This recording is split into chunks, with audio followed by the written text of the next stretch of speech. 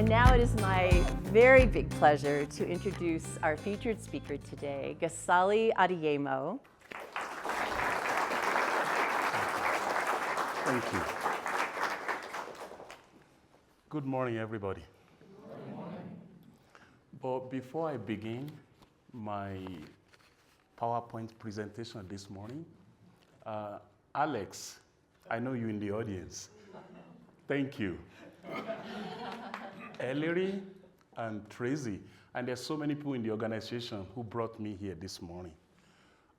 When I look this energy in this room, my mother, today I'm sure she's smiling in the heaven because everything began from dignity, respect, kindness, and how you treat people and how you welcome people. And I thank Santa Fe. I can't thank New Mexico enough because they give me room here. People always ask me, how long you've been living in Santa Fe? I've been here since 1996. People always asking me, do you go home? When I hear that message, I say yes. Actually, I'm packing my bag right now to leave in January 2nd to go for 6 weeks. Because nothing, this is my second home. Don't get me wrong. As Ellery said, I travel all over the globe, but I still miss Santa Fe a lot. People say, what makes you move here? Food is number one. Because my friend I sit next to right now, we're talking about spicy, which is green chili and red chili. So what I'm gonna share this morning, I grew up in the 5-6 family. My lovely mother, my lovely father. They raised me, but when I was a young kid, my mother was a midwife and my father was a farmer. But my great-grandparents, if I have something to trade so they shouldn't die, I will do it. That is how much I miss them. But people say, why do you celebrate the people's death more than when they are alive? Because that is how our culture is. And that is what you're gonna see on my presentation today. This is not my improvise. This is already in our own environment. The identification, the life we're living in, even the religion we practice in my home community. And people say fiber, the clothing. So how many impacts did it have in your life, in your family? It has so many. It changed our life. If we include the politics, because back in the day, in the century, people cannot speak. Even till now in my country, you can't speak up about, go against other politicians because you feel like you're gonna get in trouble. That is what our great-grandparent does, to use the symbol, what is in the design, to change the image of the society. But we're still working so hard on it. So this is really resonate to me a lot. When you look this picture, you see different hand on this screen. I was teaching a class, place I just got back a couple weeks ago. It's called Brasstown. People say, where is Brasstown? It's in North Carolina, not far from Murphy. I flew to Atlanta. I was teaching there 10 years ago. This woman was in my class. Then I go outside after 3 days of the class. I say, why are you crying? She looked at my face like, I never thought all my life I can put my hand in the same bucket of people was walking on. I said, what does I have to do? He said, I never be around of the people, like be in the same room and share the same knowledge of touching each other. That is why I call the fiber art is a spider web. No matter background you came from, no matter ethnic you grew up with, we all still connect. Put my memory back when I was in Mexico City, Coyoacan. I went to Anthropology Museum. People, they invite me, they took me around. Then I said, wow, this is Nigeria. because I see how things was stored. Before we have a fridge, we have electric power, we have all those systems we have today, the technology.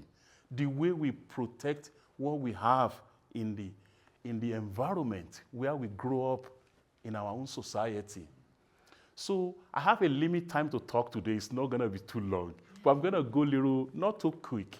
But I love to share this because I know some people here, Africa is a big continent, of course.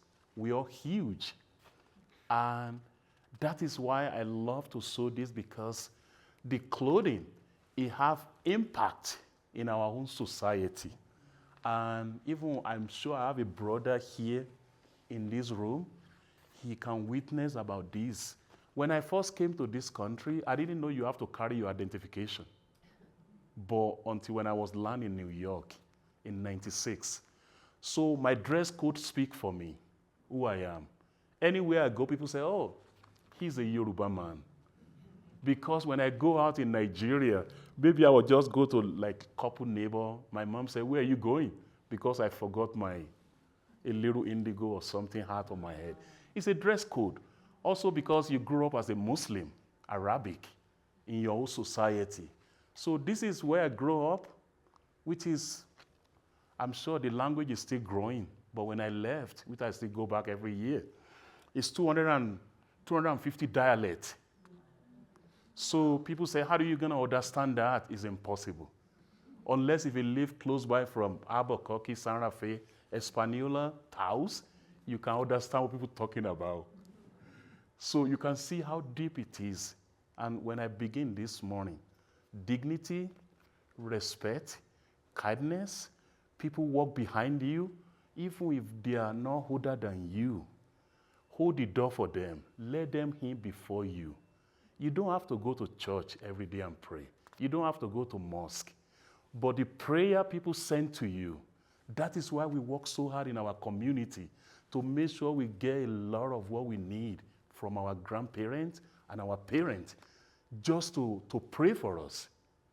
And that is what we're looking for. When you see people walking around back home in Nigeria, they carry stuff on their head. Your responsibility is to go talk to them like, can I take that from you? If they refuse, try to make sure you drag them to take it from them. And they want to give you a tip. You say, no, just keep it. Because they pray for, they don't say it, but their heart was praying for you. And people always ask me, Gasali, why we have so many young deaths? Why did that happen all the time? I say, it happened because there's a lot of things we left behind. We didn't follow anymore. I would just look myself how blessed I am because I grew up in 1970 as a young kid. But I look back, I say, oh my God, why did all these days goes now? Why is not coming back again? Because I know that is what we all expect, everybody in this room. Things is gonna keep changing. But what is our grandparents always tell us, like, the life meant to be good and not to be good. Be what we always focus on every day to make sure is always good, but it's impossible. But we want good to be more surface than bad, what we don't want in our society. So this is, I kind of go through the slide slow by slowly, but a little faster because I didn't talk more deep about it. This is another shrine in my country because everything doesn't fall from the sky. And I'm standing up in front of you today. I'm not the who bring it to the what you see today. But that is why it make you live well and make you feel comfortable. Because I look myself as a tree. People, they plant those trees. Some of them rest in peace in 1965, 1940. I read about them. Also, I met some of them before they passed a couple years ago. So I look myself as a fruit fall on the tree, but when it get to the ground, it make a little baby. So I'm one of the little baby today who try to share this knowledge because this is called Osun Shrine in Nigeria. Indigo is our passion. Someone just asked me in the talk this morning by the snack bar. He said, do you have indigo everywhere in Nigeria? It's just only southwest of Nigeria. That is where you see the indigo. And this is where it's beginning. I was home in Nigeria 2 years ago. My elderly son, he lives in Boston right now. I took him to this place, Iyamapo, the first woman who make us recognize what is indigo look like in our home environment. Sometimes I have to create a little altar in my home living room in my house. This is people who made me who I am today. But that is why I go to a lot of public school here in New Mexico, work with a young kid, 6th grade, 4th grade, 8th grade. I told them, never give up in life. It could be hard today. You might not know, you should take a right or left. Just stay focused and make sure you love what you do. It can take you anywhere. So if I stay only in this picture, I can speak it for almost 2 hours. That is my lovely mom in the middle. I miss her every day. She passed during the pandemic 4 years ago. But I was so blessed. I was in Nigeria. I fly through London, Heathrow Airport. I see a lot of people wearing masks. I said, wow, something is going on. So as soon as I go to the United States, they shut everything down during the pandemic. And what made me sad, but you know, it's still sad. I could not fly home when they tried to lay her to rest. But I told my brother, anything I need to know, let me know. So, but the message she left for me before she gone, she said, my son, I want you to feed me every week. What do you want me to do? So means I have to take some little snack like a donut, which is called beans cake, sugar cane, peanut. I have to take them to the mosque every Thursday, which is yesterday. So I have to send my brother money to make sure he plays down in the mosque every day. That is the only thing my mother asks from me. That is what I said. Why do you celebrate people's life after they are not here anymore? My mother said, before I left, I want you to wrap me with 7 different cloths and different layer of dress and hair tie. But luckily, when we opened a little box, she was already saving some fabric for herself. And then we have only 3 missing. I said, we have to listen to my mom. And then we do the same thing for her. People say, why do you feed somebody when they are not here anymore? Guess what? They're still here. They are watching us. Even if they've been gone for over 20, 50 years, they never left. So this is Iriajo, my journey. I'm telling you, I'm moving. I do what I love, but I don't really do what I love when I was age of 16, 14, 13 years old. Because when they asked me to do this, I said, I want to go play soccer. I want to go play with my friend. Although we can't do the sleepover. That is not really popular in my country. But our parents, we don't have a choice to make what we want to do for them. They choose what we have to do. We think they are too hard on us, but they're trying to let us know when they are not here anymore, how can you stand for yourself? How can you be strong as a human being? That is what I benefit from them. And I will never thank them enough. But when I look at their creativities, the artistic, I call it lack of capital, lack of money. And then what we have in the environment as a recycle, that is what we use. And then what is motivate me every morning when I wake up, when I around 70s, when I see my grandparents, this is what they're wearing, like a little pajamas, when they brush their teeth in the morning before they go to work, to go farming. I see a lot of indigo like that, and that is what make me like, wow, this is have to have something to do. And Also, I'd like to talk a little bit about this beautiful, my teacher. Because sometimes when somebody gives you a life, you don't even call them their teacher anymore. You call them your mom. Because they teach you what is wrong with the right hand and the left hand. She's an icon now in Nigeria. You can Google her name. People think it was Nike. His name is Nike. So she's my teacher. After this mother in the middle raised me, then she took over as my teacher to raise me, also to make. That is the two women who I surrounded with when I was a young kid back home. And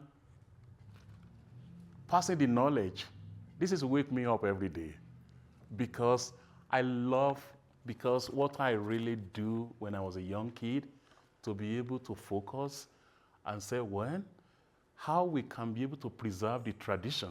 So they didn't go away, they didn't vanish. And got so good.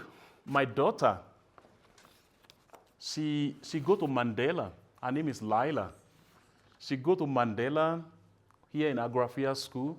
So last year she decided, you know what, Baba, means father, I want to switch my school. I want to go to NMSA, just right down the street here, New Mexico School for the Heart. When she told me that, I was just rolling on the carpet because I was so happy. Like,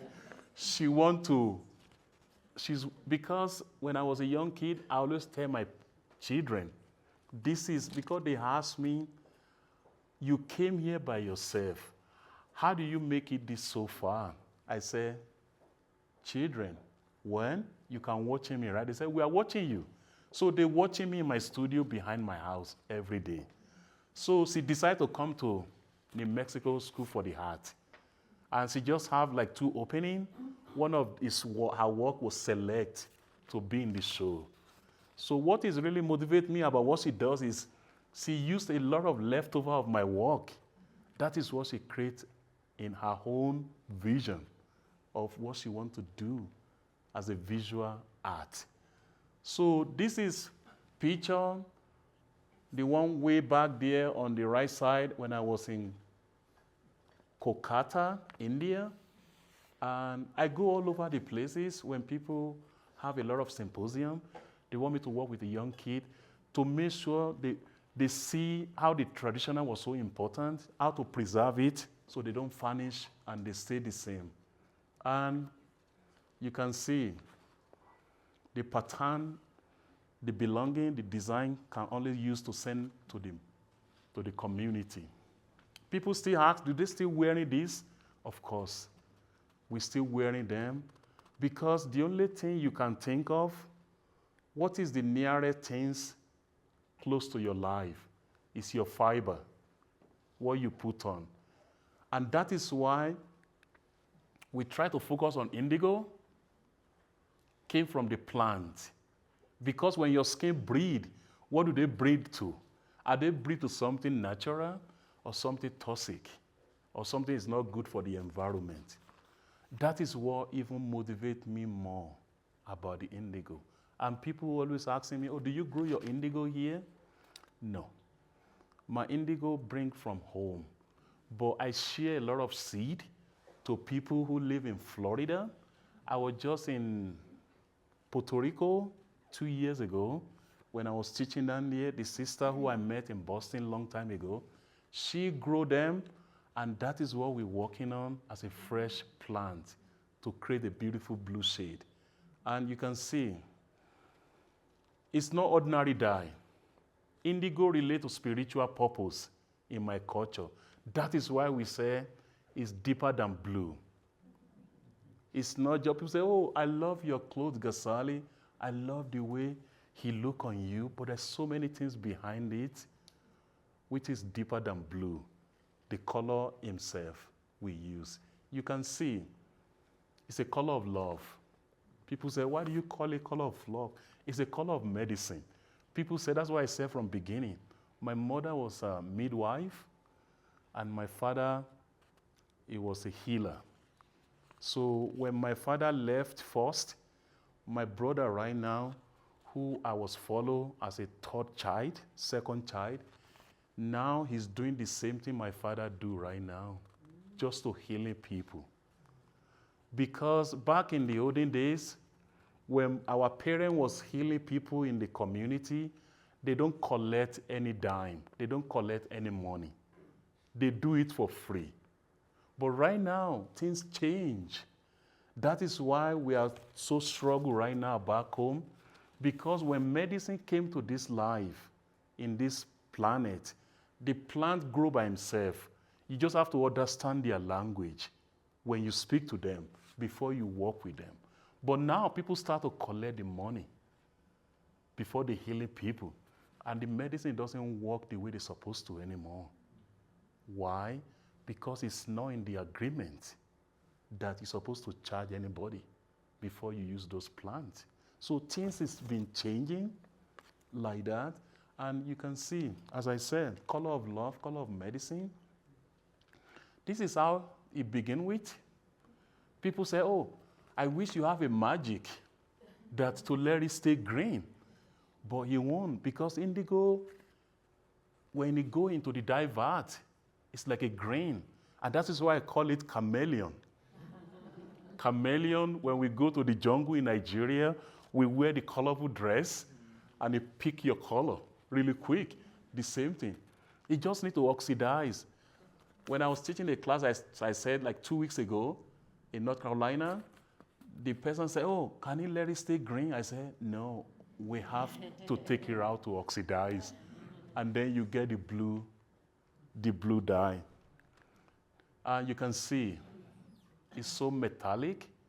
And then when it oxidizes, then it starts to change from there. And this is what our great-grandparents left behind. The middle one is the one I really devote my time into more. You can see some of them on the wall right here. The middle one, people say, oh, what is okay means? Okay means is all good. Because in Africa, especially in Nigeria, in Yoruba culture, we so care about community. I remember when my mother was going to the farm, or maybe she's going to the market, we never lock our door. We leave the door open. Somebody was want to make very nice soup or food. He just walk in the door and grab my mom onion in the kitchen. So when my mom came back, she doesn't have to scream. Like, oh, who took my onion? But what is the neighbor does? He just came in the evening and bring you soup of bowl. And then you say, oh, she took my onion. So that is how we operate back home. We check on each other. When somebody feel like, they kind of feel like very down, you keep asking them, are you okay? Are you okay? They say, oh, I'm okay. Just to check in on each other to make sure everybody was okay. And, you know, I said thank you again for having me here this morning. This is related to the way I grew up. They say the way you start your morning, it can tell you how your day is gonna go. That is all about. You want to start your morning to be good, to be peaceful, to be energized, to be courage. So the design, you see, everything is normal improvised. Is our symbol, is our motif, and basically the life we live in the environment, and what we do every daily basis, that is what we paint. And that's why we call it adire, eleko, which is cassava, resist. This is my sister back home in Nigeria. It's very labor intensive. People might say, what is cassava? It's like a tuber. You can see them in the store. They call it tapioca, cassava root. We have to soak it in the water for 5 days and dry it. We have to stay right there by the rock on the mountain, because as soon as you left, all the birds fly in to pick everything up. Because it's our food. We eat as a meal, as a fufu. But that is why I look back with my grandparents. I say, wow, who thought you can use cassava, something you eat as a resist? That's why when I look back to people in Japan, they use a rice paste instead of use the cassava, the starch. That is what resists to create the beautiful design. And then that's what I said, like cassava grow in my home village. Indigo grow, the raffia, the grass. So everything is very handy. They can use to make a beautiful art in the environment. It's a different technique. You can see in my left hand right here, this is how I was taught with using the chicken feather. And that's why when people say, oh, they came to my studio, they say, wow, you have a lot of chicken. Because my chicken right now, they just lost their feather. So I collect the strong chicken feather. That is why when I make the paste to like little jello, that is what I apply to create all those lines you see right here on the hand painted. And the other side is a stencil with the cassava I use. It's a very unique. After you paint it, it looks like very gluey, but when you let it dry for 2-3 days, and that is the question came up. People say, why do you choose Santa Fe? I said, guess what? Because Santa Fe fit for my work. When I paint this, it can dry in 1 day because of the dry heat. But when I go to other part of the state where it's very humid, it took like 3 or 4 days. So that is why, you see, it only resists the top. It doesn't go through the back. And another stencil I use, you can see the name, we call it record, like a turntable. As a music DJ use, also we call it mosquito coil, because we fight a lot of malaria in Nigeria. The same thing, Oremerin means for friends. The message behind this piece is means if we all come together as a one person, we can change the whole world. If we stop fighting each other, stop argue, find the common ground, we can make life even more treasure for everybody. And Sumbebe, lift up your bead. That's another piece, hand painted. And bead is one of the fashion we use. You can see it on my neck right now, the red bead. Women wear them as a fashion to dance with, to do so many activities with. Adironiko tie-dye. I'm sure they pass you some little pieces around. You can see. This is how I fold it. I always say, even when you have it in your hand, when you press it, you have to be a little compact. Because if it's not really compact, when you put it in the dye, the color is going to find a way to make it blurry, so you don't be able to see it very well. And as I said, I use the grass. You can see right here. That's what I was tying with. So everything was handmade.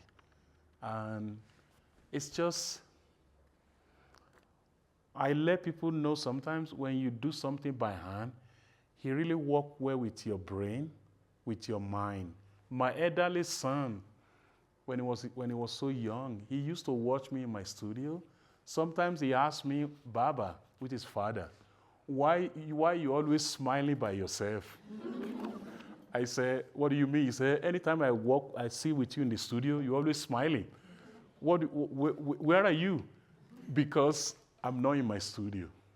My mind was just searching around to do. You can see. And you just press it, and this is another design. It's called Ojueyele Pigeon Eyes on my T-shirt. I think it's one of them is right here. It's all tied. People are like, wow, you have 1,000 of tied here. Because the more you make it busy, and this is my favorite design, Moon and Star, Irawo. And that is why I miss my grandparents a lot. Because this is when they came out, when the full moon arrives in my village, they share like a lot of beautiful story in the village to everybody. And another tie-dye I have in the wall That one is called the Circle of Life. It's all about knots, one by one. And my favorite one is around, it's also in the wall. It's called Fishbone. And also we call it Ikorita Meta. It's a crossroad. I won't be able to talk about this. It's one of the healing patterns we use in our home community. And then we do the stitching. Also with machine, bamboo. We make a lot of storage. We build the houses from bamboo. And this is all hand dye, all hand stitching on 100 piece of fabric we use, not the polyester. And this is my studio in Santa Fe where I do my work. Thank you so much, everybody. And thank you everyone for joining.